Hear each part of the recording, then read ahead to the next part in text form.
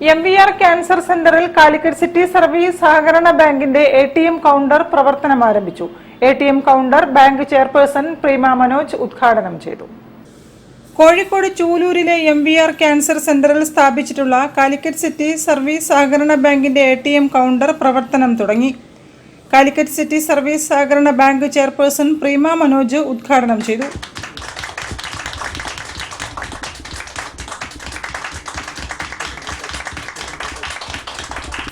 Bank സ്ഥാപക ചെയർമാനും ഡയറക്ടറുമായ CN Vijayakrishnan, vice chairman K Sreenivasan, ഭരണസമിതി അംഗങ്ങളായ G Narayanankutty master, NP Abdul Hameed, PA Jayaprakash, bank general manager Saju James, assistant general manager Rakesh K, ladder director MP Saju, MVR secretary doctor NK Muhammad Basheer, treasurer K Jayendran തുടങ്ങിയവർ ചടങ്ങിൽ പങ്കെടുത്തു.